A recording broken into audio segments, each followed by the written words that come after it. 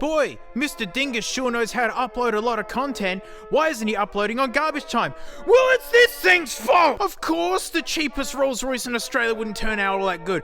Of course this would just grind everything to a halt to do with my stinking car channel. There's two things to this, right? Number one is that I've got a lot of other channels that I also run, and James has his own channel. So it's like 2 days a week we come together to just waste time with cars, which is heaps fun. We enjoy it. So time it's so precious, and it's made all the more depressing with what this thing actually needs to get going, because as you saw in the last video, it idled, it started,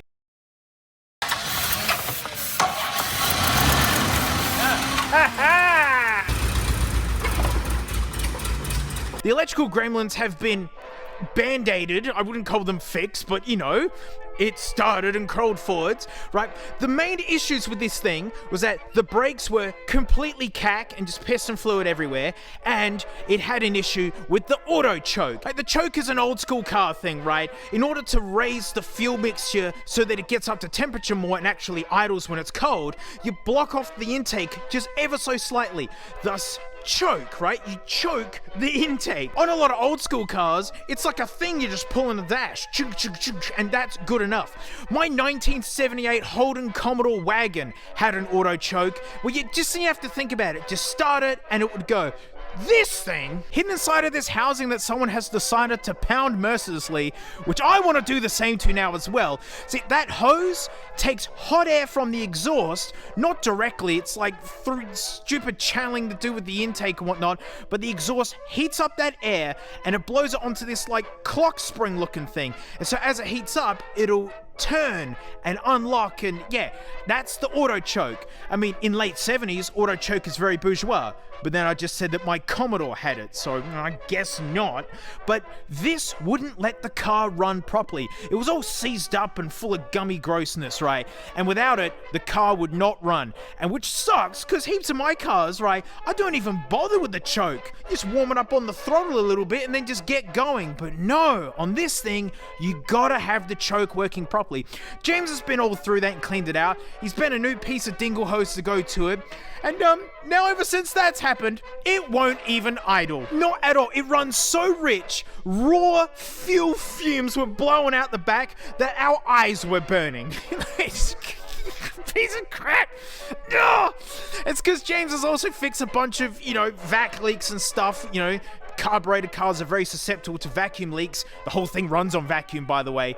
And so, after fixing a bunch of stuff, it's now worse than ever. Because before, it was the right amount of broken, right? That was out, but then that was too much. And it was just kind of... It was running bad. It was running very, very bad and rich. But it had at least idled. And we haven't even started looking at stuff like this, like absolutely dry rotted wires that are potentially touching each other and shorting out. Then there's the brakes. Do you notice on the front here? 2 calipers. 2! It's so overbuilt, but in this really dumpy kind of way. The rear brakes, the full hub had to come off. Like, all of this had to come off. And being in touch with Rolls Royce specialists, like, James got all this stuff apart. And then speaking to the specialists, they went, oh my gosh, how did you do that? We need a 200-ton press to pull that off. It's just James being magical. He does that. So the brakes and the suspension all share fluid in this thing, right? These hideous reservoirs hide that fluid. And what that means is that these brakes run on mineral oil. And that means the seals that you have to get for these are very specific. Cars don't do that. They run on regular brake fluid, which, it's the stuff that eats paint and causes other issues. It's like, well, what happens if you just put regular brake fluid in? Well, the seals will expand and explode, basically. They'll just be destroyed. And there's not that many places where you can get these specific seals in these specific sizes in these specific amounts. Like 2 calipers at the front, 4 Just the front alone is like a full set of brakes for a car. What's really blowing this thing out is finding reliable source of parts. If we lived in England's land or Europa, then it would actually be way easier and kind of trivial because we'd be really close to the homeland for all this stuff. And that's where like the core enthusiast market lives. You know, there are some part suppliers in Australia, but you know, it's like a trickle compared to if I actually lived in the homeland. We found a part supplier and he seemed like a really great guy and very knowledgeable because, you know, as it turns out, this is one of the first Silver Spurs to be built. It's got some weird little hang-ups here and there. Got so many instruction manuals to work on these, and there's little differences and nuances. Like, these are very hand-built cars. But then, yeah, we're waiting on parts from that guy, and he just totally flaked on us. I hope he's okay. He could have just immediately slipped down the stairs and be gone from this planet for all we know. But we had all this stuff organized, and then weeks later, gone. Nah, no idea. So we found some parts, but just a bunch of seals and some brake pads.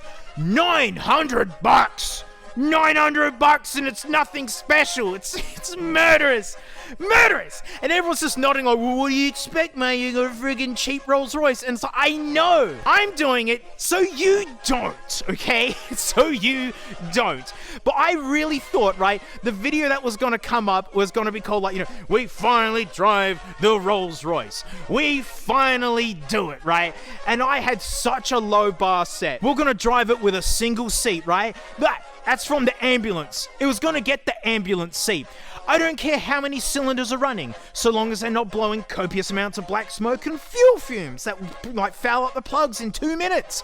Like, I don't even care if I don't even get all the gears. We're just gonna drive it as long as it stopped and started good enough. Couldn't even get that. Couldn't even. Oh, and the best part of this brake misery, you see all these little buckets hanging from under here? Well, to bleed the system, it has 9 bleed points.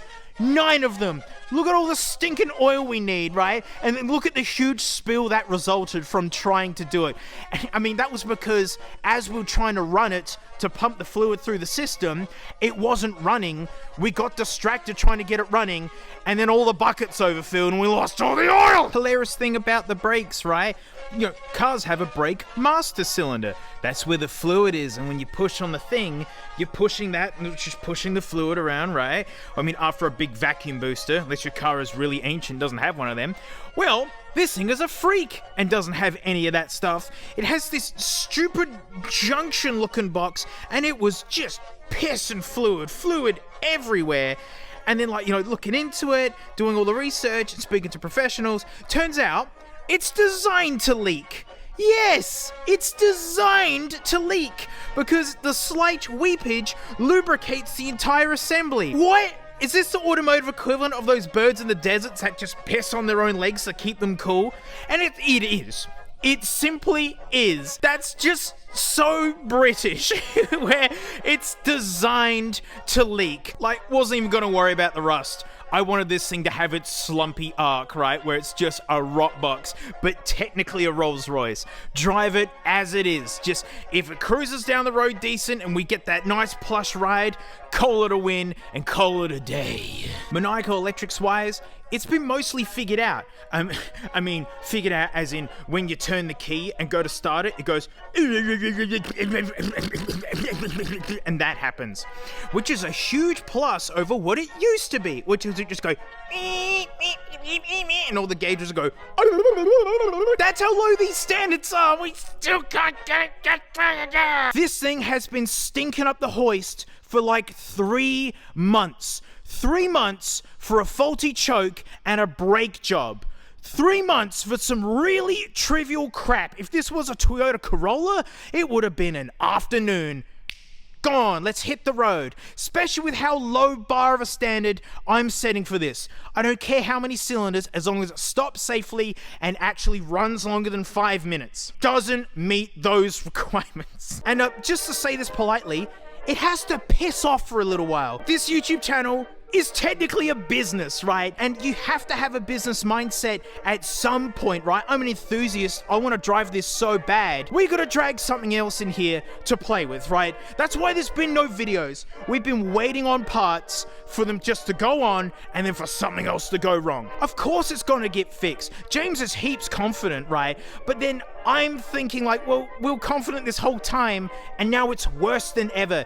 I just feel like as soon as we get the choke going, something else is going to go. As soon as we get these brakes going, the spheres that do the suspension are going to let go. As you fix one thing, it puts more pressure on the rest of it. That's going to put more pressure on the rest of it. And it goes boom, boom, boom, boom, boom, boom, boom, boom, boom, boom. We need videos. There's no solid gold sponsors, right? The amount of storage I'm paying every month is just like, oh, the amount of insurance I'm paying every month, it's like, ah, it's been a disaster.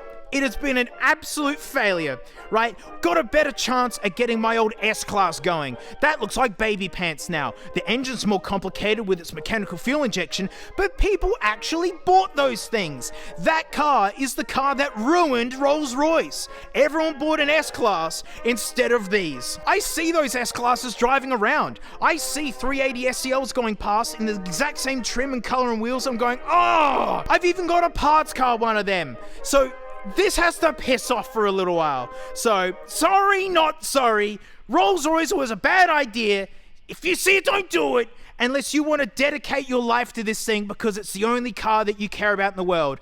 I wanted to slump around an old rusty bomb that was just technically ooh la la, and I can say to people, oh yeah mate, I got a Rolls Royce, you want to come for a spin? Oh sorry, it's only got a single ambulance seat in it. You're going to have to climb in the boot or something. Squat down so the police don't see you.